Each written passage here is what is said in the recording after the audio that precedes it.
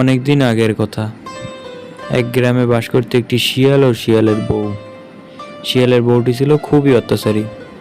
সে সবসময় শিয়ালের সাথে ঝগড়া করত। হঠাৎ একদিন সকালে শিয়ালের বউ ও শিয়ালের মধ্যে তুমুল ঝগড়া লাগলো। এক পর্যায়ে শিয়ালের বউ শিয়ালকে বলতে লাগলো, কতদিন হয়ে গেল তোমার কাছে একটি শাড়ি চেয়েছি, এখন পর্যন্ত দিতে পারলে না। গিন্নি, তুমি তো জানো আমার আর্থিক অবস্থা এখন কতটা খারাপ, কতটা শোচনীয় অবস্থা।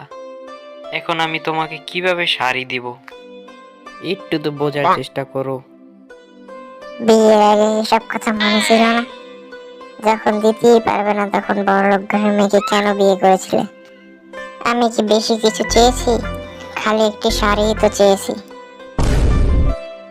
তোমাকে খাওয়ানো পরানো কোনো কিছুতে তো কমতি রাখিনি, শুধু বলেছি এখন শাড়ি কিনে দিতে পারবো না। তাই বলে গিন্নি তুমি আমাকে এত কথা শোনালে? আমি কোনো অজুহাত শুনতে চাই না। আমি তোমাকে 5 দিন সময় দিলাম। এই 5 দিনের মধ্যে তোমার আমাকে শাড়ি কিনে দিতে হবে, না হলে এই আমি চললুম বাপের বাড়ি। এই 5 দিনের মধ্যে যদি আমাকে শাড়ি কিনে না দিতে পারো তাহলে আর কোনোদিন আমাকে আনতে যাবে না। এইসব কথা বলে শিয়ালের বউ শিয়ালের সাথে ঝগড়া করে নিজের বাপের বাড়ি চলে যেতে লাগলো। তারপর শিয়াল বাড়িতে মন খারাপ করে বসে রইল এবং চিন্তা করতে লাগলো এখন কি করা যায়। তারপর শিয়ালের মাথায় একটি বুদ্ধি আসলো।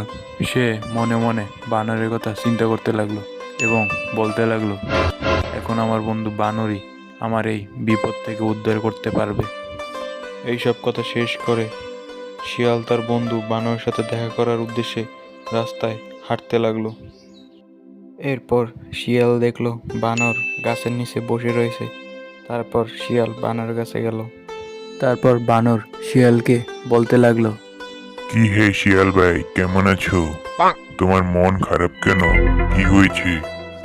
কি আর বলবো বানর ভাই, আমার বউ আমার উপর সবসময় অত্যাচার করে, আমার কাছে দামি দামি জিনিস চায়, আমি দিতে পারি না, তাই এবার রাগ করে বাপের বাড়ি চলে গেছে। এখন আসছি তোমার কাছ থেকে একটি বুদ্ধি নিতে। এরপর বানর সবকিছু শোনার পর শিয়ালকে একটি বুদ্ধি দিল। বানরের বুদ্ধি শোনার পর শিয়াল বানরকে বলতে লাগলো, এই বন্ধু, এই বুদ্ধি কি কাজ করবে? শিয়াল ভাই, চিন্তা করো না। কয়েকদিন আগে ওই একই সমস্যা নিয়ে কুমির এসেছিল। এখন কুমির গিন্নি তো কুমিরকে ছাড়া কিছুই বোঝে না। এই বুদ্ধি যদি কাজ করে ঠিকঠাক মতো, তাহলে আমি তোমাকে 100 কলা খাওয়াবো। এবার ঠিকানাটা দাও। এরপর শিয়াল বানরের কাছ থেকে একটি ঠিকানা নিল।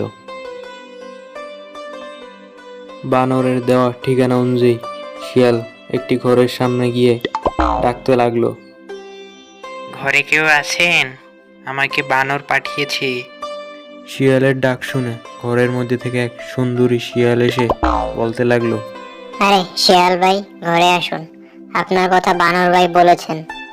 এরপর শিয়াল সুন্দরী শিয়ালকে সব বুদ্ধি পরিকল্পনা বুঝিয়ে দিল।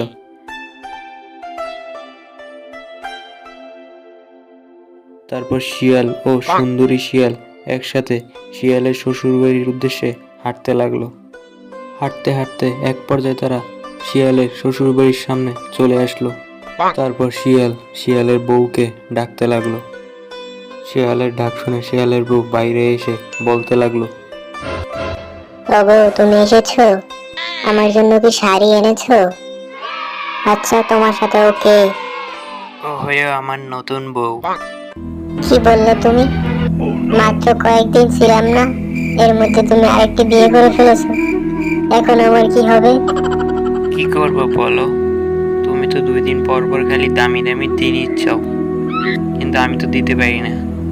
তাই আমি ওকে বিয়ে করেছি। ও আমার কাছে কোনো দামি জিনিস চাইবে না। ওগো, তুমি আমাকে মাফ করে দাও। আমি আর তোমার কাছে জীবনে কোনো দামি জিনিস চাইবো না। সত্যি বলছো তো? সত্যি বলছি, আর কোনোদিন কোনো দামি জিনিস চাইবো না তোমার কাছে। কিন্তু ও আমার বউ না, ও মিসকের বউ। তোমাকে শিক্ষা দেওয়ার জন্যই ওকে এনেছিলাম। এরপর শিয়াল ও শিয়ালের বউ সুখে শান্তিতে জীবনযাপন করতে লাগলো এবং পরবর্তীতে শিয়ালের বউ শিয়ালের কাছে আর কোনো দামি জিনিস চাইলো না।